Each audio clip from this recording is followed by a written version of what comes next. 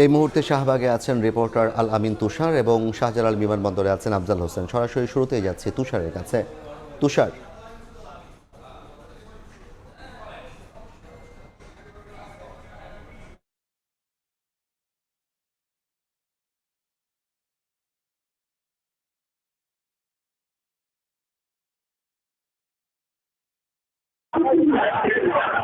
শুধু বিচারের দাবি যেরকম চলছে, একই সঙ্গে ভারতীয় আধিপত্যবাদ কিন্তু শুধু ওসমান হাদির বিচারের দাবি যেরকম চলছে, একই সঙ্গে ভারতীয় আধিপত্যবাদ বাংলাদেশে যেন কোনো প্রভাব ফেলতে না পারে সেই জায়গাটাও কিন্তু বারবার করে মনে করিয়ে দেওয়া হচ্ছে। এবং সেই যে পুরনো স্লোগান যেটি আমরা এর আগেও শুনেছি, দিল্লি না ঢাকা, সেই পুরনো স্লোগান কিন্তু আমরা এখানে আমরা বারবার শুনতে পাচ্ছি। এবং ওসমান হাদির যেই ইনকিলাব মঞ্চ, সেই ইনকিলাব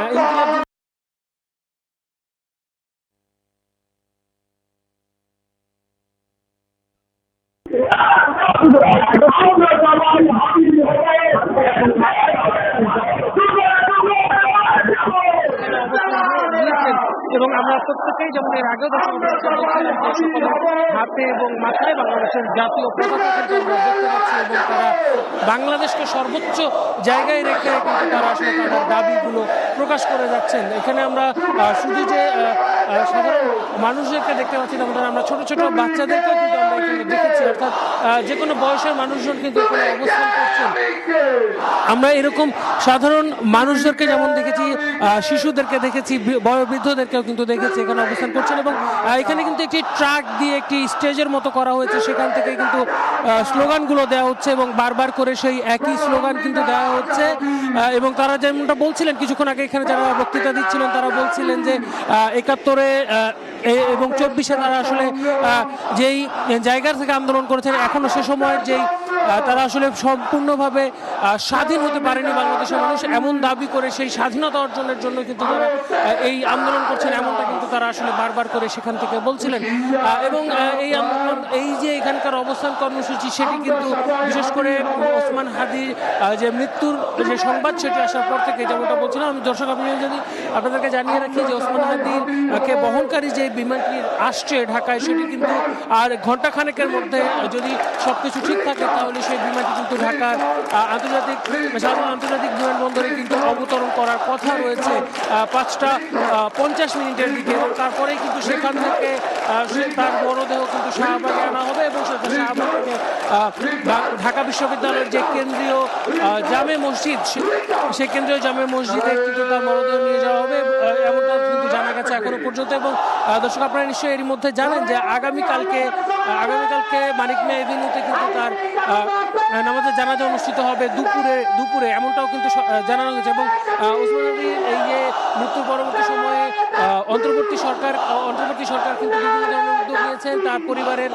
দায়িত্ব নেওয়া থেকে শুরু করে এই ধরনের নানান উদ্যোগ কিন্তু সরকারের পক্ষ থেকে নেওয়া হয়েছে। যদিও এই হত্যাকাণ্ড এবং এই ধরনের পরিস্থিতির জন্য কিন্তু এখানে যারা আন্দোলনকারীরা রয়েছেন, অর্থাৎ অবস্থানকারী যারা রয়েছেন, তারা কিন্তু যেমনটা বলছেন যে এটি কিন্তু অন্তর্বর্তী সরকারের একটি ব্যর্থতাই বটে, এমনটা কিন্তু তারা আসলে দাবি করছেন। এবং সেই জায়গা থেকে কিন্তু তারা বারবার করে তাদের স্লোগানে বলছেন এবং বক্তৃতায় কিন্তু তারা বলছেন। এবং বারবার আরও একটি ব্যাপার যেখানে সামনে আসছে যে এক হাদিকে হয়তো খুন করা হয়েছে, কিন্তু এখানে যারা অবস্থান করছে প্রত্যেকেই নিজেকে হাদি হিসেবে ধরে নিচ্ছেন এবং তারা বলছেন যে তারা আসলে হাদির মতো জীবন দিতেও প্রস্তুত, কিন্তু দেশের স্বাধীনতা সার্বভৌমত্বে এক বিন্দু তারা ছাড় দিতে রাজি নন, এমনটা কিন্তু বারবার করে তারা আসলে বলছেন। এবং আমরা কিছুক্ষণ পর স্লোগানে সেই ব্যাপারগুলো কিন্তু আমরা শুনতে পাচ্ছি। এবং বাংলাদেশকে সর্বোচ্চ জায়গায় রেখে সেই স্লোগান তারা দিচ্ছেন, যেমনটা কিন্তু দর্শক নিশ্চয়ই আপনারা শুনতেই পাচ্ছেন। এবারেও এখানে যেমনটা বলছিলাম যে আমরা শুধু সাধারণ মানুষ, নারী, পুরুষ এবং যারা অবস্থান করছে, আমরা যারা গণমাধ্যম কর্মীরা রয়েছে তারা কিন্তু অবস্থান করছে। এবং আপনারা এখানে যেমন দেখতে পাচ্ছেন আশপাশে যেই ফুটওভার ব্রিজগুলো রয়েছে এবং যে উঁচু জায়গাগুলো রয়েছে, সেই জায়গাগুলোতেও কিন্তু সাধারণ মানুষ যারা রয়েছেন তারা কিন্তু দাঁড়িয়ে রয়েছে এবং তাদের অবস্থান কর্মসূচি কিন্তু রয়েছে এবং তারা কিন্তু এখানটায় অবস্থান করছেন। এবং দর্শক আপনাদের এই যে শাহবাগের যেই চত্বরটিকে, সেই চত্বরটিকে কিন্তু যারা এর আগেও দর্শক আপনাদেরকে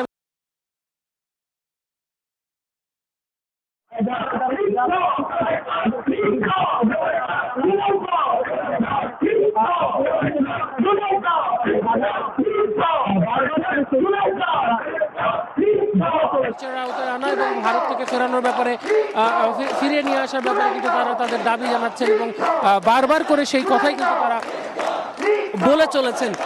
এবং আমরা দেখতেই পাচ্ছি দর্শক যে এখানে যেমন সাধারণ বারবার করে সেই স্লোগান কিন্তু একের পর হচ্ছে এবং অনেকেই অবস্থান যারা করছেন তারা কিন্তু তাদের জায়গা থেকে তাদের স্লোগানে বলছেন। এবং আমি দর্শক আরও কিন্তু ব্যাপার আপনাদেরকে জানিয়ে আসি, আসরের নামাজ কিন্তু এখানে কিন্তু তারা একদম জামাত করে কিন্তু পালন করেছেন এবং সেই জামাত শেষ করে সেই জামাতের নামাজ তারা শেষ করে পরবর্তীতে তারা ওসমান হাদির মাগফিরাত কামনায় কিন্তু আমরা দেখেছি যে দোয়া আয়োজনও কিন্তু এখানে হয়েছে। আমরা এই মুহূর্তে চলে যাব ঢাকা আন্তর্জাতিক বিমানবন্দরে, সেখানে আছেন আমাদের সহকর্মী আফজাল হোসেন, সেখান থেকে তিনি জানাবেন সেখানকার অবস্থা। আফজাল।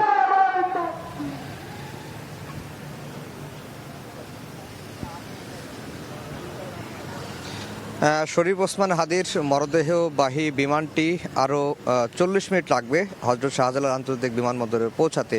আমরা ফ্লাইট ট্র্যাকার যেটি রয়েছে বাংলাদেশ এয়ারলাইন্সের যে বিমানটি 585 যে এয়ারলাইন্সের শিডিউল সেই অনুযায়ী, আর দেখতেই পাচ্ছেন যে বিমানবন্দরের 8 নম্বর গেটে সেনাবাহিনীর উপস্থিতি রয়েছে, এপিবিএন সদস্যরা রয়েছে, একদিকে বিজিবি সদস্যরা রয়েছে এবং আর্মড পুলিশ ব্যাটালিয়ন তাদের সদস্যরা রয়েছে এবং গণমাধ্যম কর্মী আমরা যারা রয়েছি তারা অপেক্ষা করছি।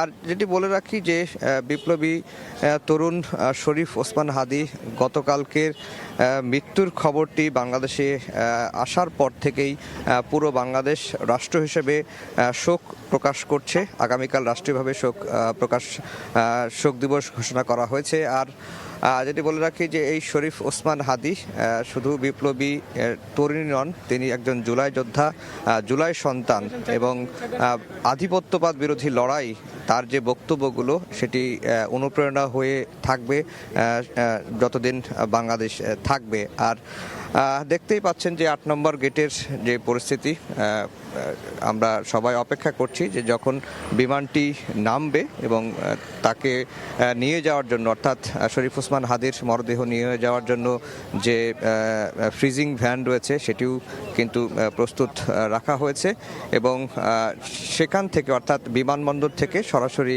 ঢাকা বিশ্ববিদ্যালয়ের কেন্দ্রীয় মসজিদে তার মরদেহটি নেওয়া হবে, এমনটি কিন্তু ইনকলাব মঞ্চ থেকে আমাদেরকে জানানো হয়েছে। আর তার জানাজা নামাজ কালকে বাদ জোহর মানিক মিয়া অ্যাভিনিউ সংসদ ভবনের সামনে অনুষ্ঠিত হবে এবং তাকে দাফন কোথায় করা হবে সেই বিষয়টি আমরা এখনো পর্যন্ত নিশ্চিত হয়নি বা ইনকলাব মঞ্চ থেকে আমাদেরকে জানানো হয়নি। আর শরীফ ওসমান হাদি জুলাই গণ অভ্যুত্থানের পরই বিভিন্ন রাজনৈতিক প্রোগ্রাম বলেন, তার যে সাংস্কৃতিক আন্দোলন, সাংস্কৃতিকভাবে আধিপত্যবাদ মোকাবেলার জন্য তিনি ইনকলাব সেন্টার গড়ে তুলেছিলেন এবং তার সেই সেন্টারের মাধ্যম দিয়েই তিনি আধিপত্যবাদ বিরোধী লড়াইটা চালিয়ে যাচ্ছিলেন এবং তিনি তরুণ একজন বিপ্লবী কণ্ঠস্বর, অন্যায় দেখলেই প্রতিবাদ করতেন, সেটি যেই দলেরই হোক তিনি চোখে আঙ্গুল দিয়ে সবাইকে দেখে দিতেন এবং তিনি বারবার যেটি বলার চেষ্টা করছেন যে চেতনার উপর ভিত্তি করে জুলাই গণঅভ্যুত্থান হয়েছে, রাজনৈতিক দলগুলো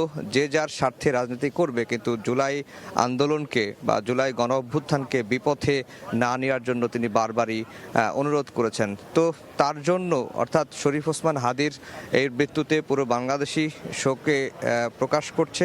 আজকে দেশের বিভিন্ন জায়গায় বিক্ষোভ হয়েছে, জুমার নামাজের পর মসজিদে মসজিদে দোয়া অনুষ্ঠিত হয়েছে, সবাই আসলে তার মৃত্যুতে শোকে কাতর রয়েছেন। আমরা রয়েছি বিমানবন্দরের 8 নম্বর গেটে, যেই গেট দিয়েই শরীফ ওসমান হাদির মরদেহটি বের করা হবে এবং আমরা তারই অপেক্ষা করছি এবং এখান থেকে মরদেহটি নিয়ে যাওয়া হবে, আমরা যতটুকু ইনকলাব মঞ্চ থেকে জানানো হয়েছে, সরাসরি ঢাকা বিশ্ববিদ্যালয়ের কেন্দ্রীয় মসজিদে নিয়ে যাওয়া হবে। আর শরীফ ওসমান হাদি ঢাকা বিশ্ববিদ্যালয়ের রাষ্ট্রবিজ্ঞানের ছাত্র ছিলেন এবং তিনি শিক্ষাকাল থেকে অর্থাৎ তিনি ছাত্র জীবন থেকেই বিপ্লবী ছিলেন, প্রতিবাদ মুখর ছিলেন। এর মধ্যে আমরা যতটুকু জানতে পেরেছি যে তাকে বহনকারী বাংলাদেশ এয়ারলাইন্সের যে BG585 বিমানটি বাংলাদেশের আকাশসীমায় প্রবেশ করেছে। হয়তো আর বেশি সময় লাগবে না, 40 মিনিটের মধ্যেই শাহজালাল আন্তর্জাতিক বিমানবন্দরে অবতরণ করবে এবং অবতরণ করার পরে শরীফ ওসমান হাদির মরদেহটি সরাসরি এখান থেকে ঢাকা বিশ্ববিদ্যালয়ের কেন্দ্রীয় জামে মসজিদে নিয়ে যাওয়া হবে। তো এই ছিল মূলত শাহজালাল আন্তর্জাতিক বিমানবন্দরের 8 নম্বর গেট থেকে আমার কাছে সবশেষ খবর। সরাসরি যুক্ত ছিলাম রাজধানী শাহজালাল আন্তর্জাতিক বিমানবন্দর এবং এর আগে শাহবাগ থেকে।